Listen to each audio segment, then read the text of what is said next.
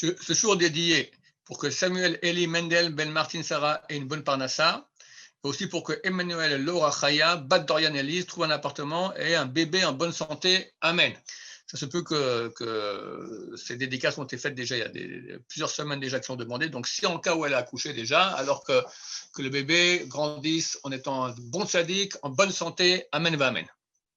Une petite histoire qui nous est racontée par un monsieur qui habite aujourd'hui au Mexico, très vieux déjà, qui était un témoin de cette histoire-là. Elle se passe en temps de guerre, on va dire vers 1920, quelque chose comme ça, ou 1930 peut-être, en Biélorussie.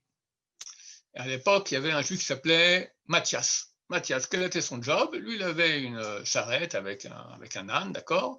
Et il faisait des livraisons. Et entre autres, il amenait des morceaux de bois au fleuve. On jetait cela dans le fleuve et ça arrivait à une sorte d'usine là-bas qui faisait de tous ces bois-là faisait des radeaux et on envoyait après ces radeaux dans le fleuve jusqu'en Allemagne.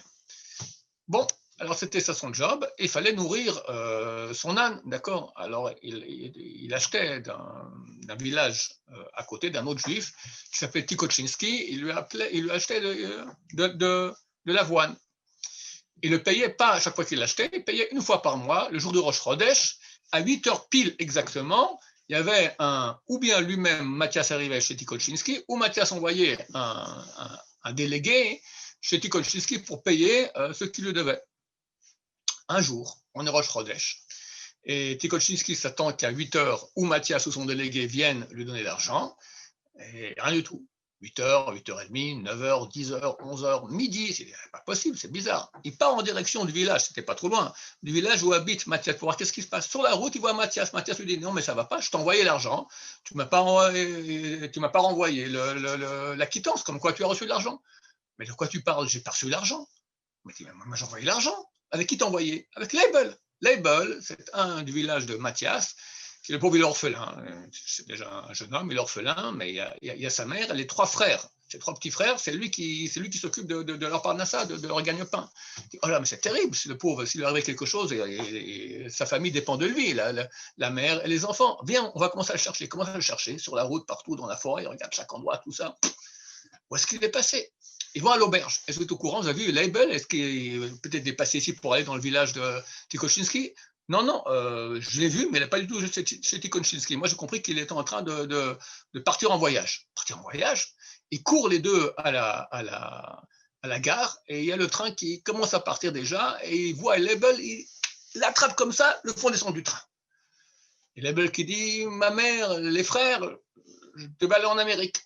Ah, ils ont compris. Tu as piqué l'argent, c'était 100 roubles. Tu as piqué l'argent pour partir en Amérique comme ça, mais tu es un voleur. Viens avec nous. Ils l'ont amené à la maison, et là, ils ont commencé à réfléchir comment faire. La réaction d'un type normal, c'est quoi? On appelle les flics. Si on est en Biélorussie, c'est très grave. Alors, au moins, on lui fait un tribunal rabbinique ici avec des sanctions, avec tous les rabbins les rabbins de la ville, on met peut-être même des affiches que Label est un voleur, faites attention, on ne va pas du tout, ils n'ont pas fait comme ça.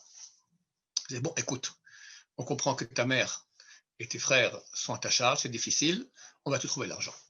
Et ils sont allés voir par-ci, par-là, etc. Ils ont donné la somme nécessaire, 100 roubles, pour partir en Amérique, et aucune sanction. Il est parti. Quelques mois plus tard, on reçoit une lettre de Label, Baruch Hashem, je suis arrivé, avec l'argent cachère, tout va très bien, je travaille, je vous remercie beaucoup, je vous serai toujours reconnaissant. Regardez cette réaction de deux bons juifs. Tu as attrapé un voleur, tu l'esquintes, il est parti en douce avec l'argent. Pas du tout. Ils ont compris, le pauvre est en situation maintenant, on ne pouvait pas faire autrement. Alors ils l'ont aidé, et Baruch Hashem, comme ça, il a réussi de façon honnête à monter sa petite affaire en Amérique. Lui a eu son affaire en Amérique, et eux, qu'est-ce qu'ils ont eu? Ils ont droit à Olam Haba, un très beau, un très grand Olam Haba. Quand on aide quelqu'un qui est dans la détresse, on l'aide à remonter, surtout par cela, à éviter de faire des vols et des choses pareilles, on a un mérite énorme. Alors, c'est une très grande indication pour nous aussi. Des fois, quelqu'un nous fait du mal, ou on a attrapé un voleur, ou on sait que c'est un menteur, etc. Et on veut le punir, on veut le dévoiler, on veut pas la génération sur lui, etc.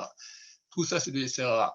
Il faut travailler beaucoup, c'est pas facile. Allez voir maintenant les vraies raisons qui ont fait. Le pauvre est en situation difficile, d'accord. Et si on peut l'aider, alors on fait un acte d'abnégation par rapport à notre colère, et c'est marqué que Dieu se comporte avec nous, mida keneged mida, mesure pour mesure. Celui qui est patient avec l'autre, celui qui excuse l'autre, alors Dieu est patient avec lui et Dieu l'excuse. Et combien nous on est voleurs, combien nous on est mauvais, combien nous on est redevable à Hachem pour les nombreux péchés qu'on a faits. Si on va être rigoureux, si on va vouloir que la justice soit faite avec notre prochain, alors Dieu fera aussi la justice avec nous. Et alors, un malheur à nous. Au contraire, c'est l'occasion, comme c'est marqué dans le Rosh Hashanah, page 17a, celui qui m'avire à la midol, celui qui passe outre ses mauvais traits de caractère, il pardonne alors qu'il a raison, mais il ne veut pas la raison, il ne veut pas la justice, il accepte de s'écraser, alors Dieu lui pardonne tous ses péchés. Combien ça vaut qu'on nous pardonne tous nos péchés? Qu'on nous pardonne un péché, ça vaut déjà qu'on danse pendant une année non-stop. Tous nos péchés. Alors que nous aide Bérat Hashem, à travers nos midot, à être des gens bons, qui excusent tout le mal qu'on nous fait. Baruch Adonai, l'olam, amen, amen.